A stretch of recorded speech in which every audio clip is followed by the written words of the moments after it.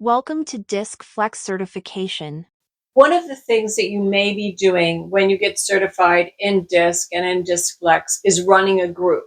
So we bring this up straight away because one of the most important things about learning DISC and learning about yourself is actually to do some activities so that it solidifies DISC thinking.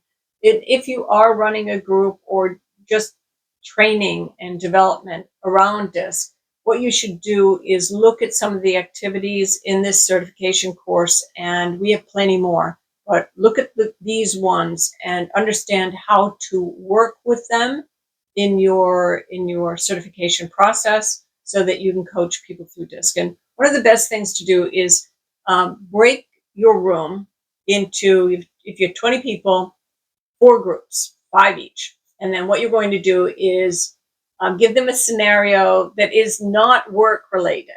Let them go on the personal side and then flip them over to the business side is what we always suggest. So this particular activity has the groups going car shopping.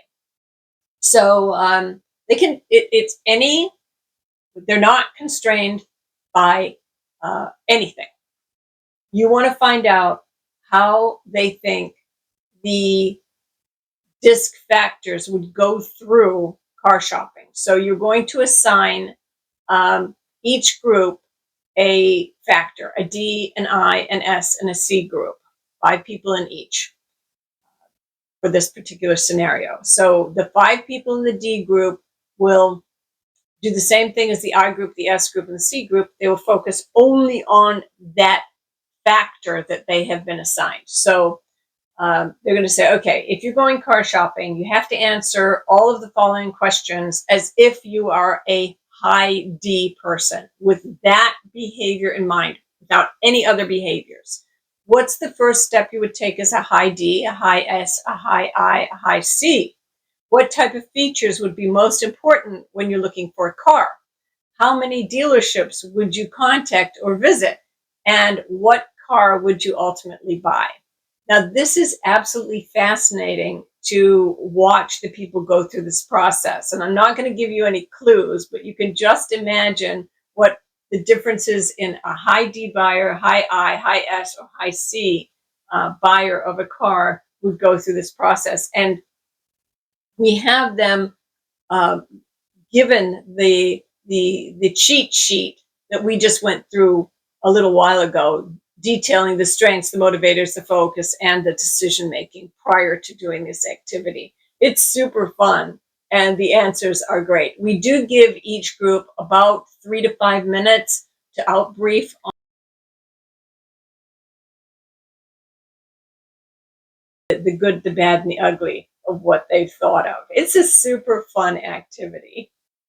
When you're out briefing, we highly recommend that you only put the D, I, S, and C slide up on the board so it reiterates with the people who are listening to the outbrief from the other groups how that D was thinking, because they haven't been in that mode yet. So we'll flip through those slides real quick for you. The D, the I, the S, and the C slides are super wonderful. Let me flip through them right now for you.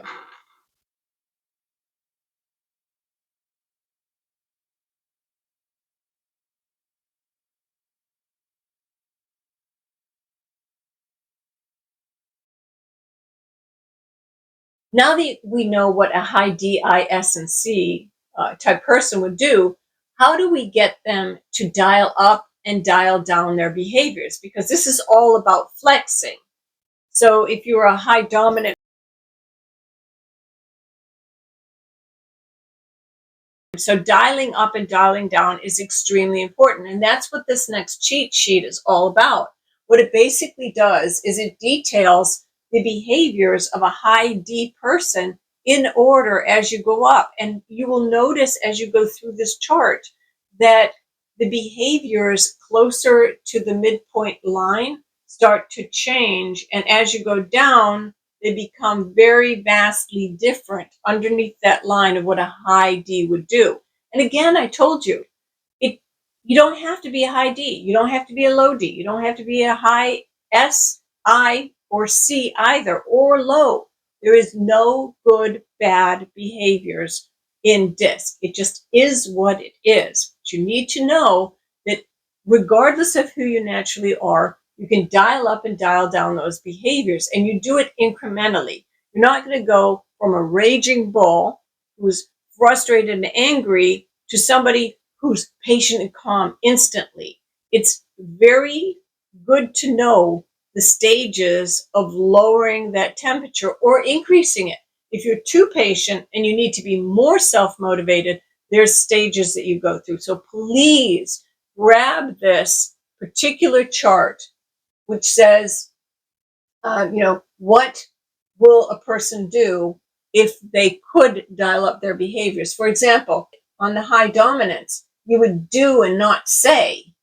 You'd set SMART goals. You'd use the subconscious mind. You'd try something new. You'd watch the leader so that you would know those behaviors that a leader would do. So you would be acting as if.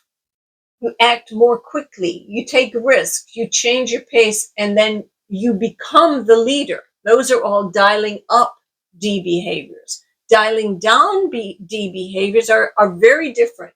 You would take a time out, so you could lower your temperature. You would listen to other people. You'd let them speak for themselves and not constantly interrupt, which is a D trait. You'd wait to provide feedback. You'd follow the rules. You would look at the perceptual prisms. You'd think through situations. You'd get one task completed at a time. Remember, I told you that high Ds like multitasking. So in order to lower that D, you would concentrate on one task at a time and stop multitasking. That would be dialing down that D. Other things that you could do, you could put some energy into building trust with others. Instead of just roaring out and doing something unexpected, which is a D tendency, and taking those risks, you could take time to build trust with other people. You could let an argument go. Instead of having to win, which is a D trait, you could just agree to disagree, let it go, or let the person win that point. That is a way to exhibit dialing down that D. You could review your biases. Sometimes high D people, everybody gets locked into biases, but sometimes high D people don't review their biases because they get so locked into them, they don't take the time to be thoughtful about that. So reviewing your biases would be one way to dial down that D, as would letting somebody else take the lead or asking what you could do for other people.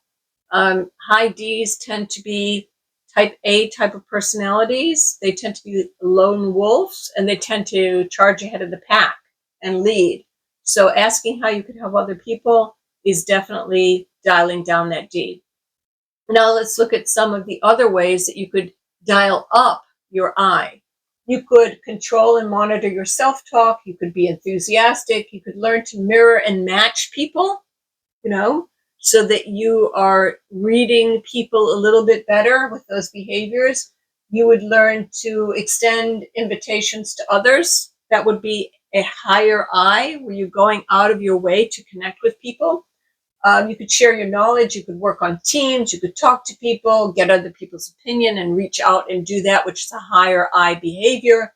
And you could become more convincing and practice your public speaking skills. Those are all ways to dial up your I, which are super wonderful and would help flex that I muscle, right?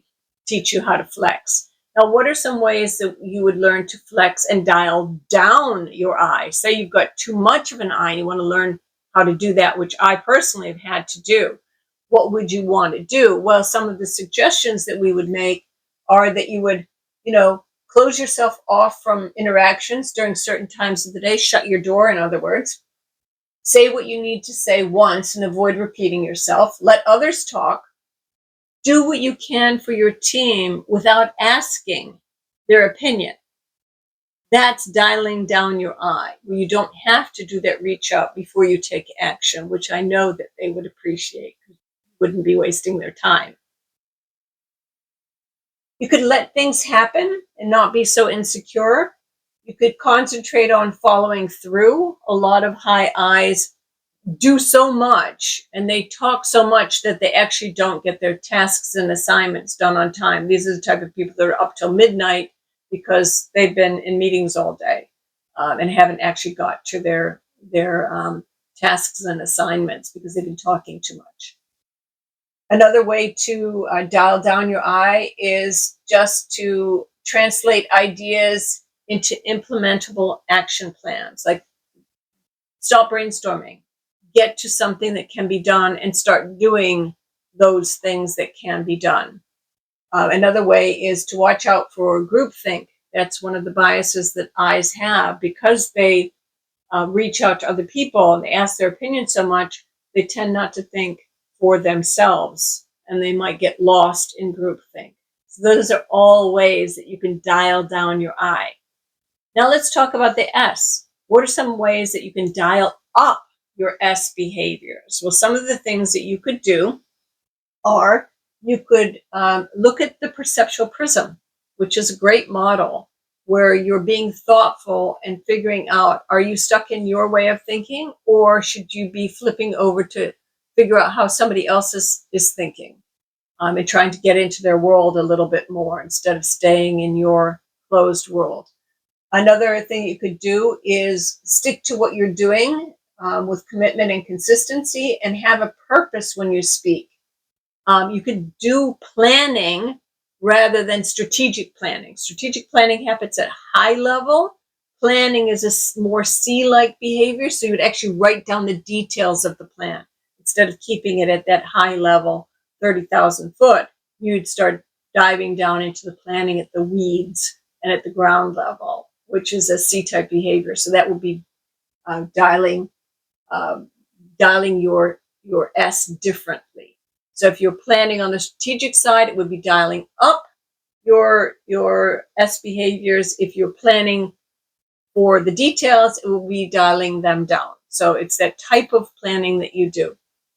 And then define what you're using with responsibilities, accountabilities, and authority guidelines. You would eliminate distractions. That's how you would dial up your S, where you could be more thoughtful, where you go into more research type of behaviors.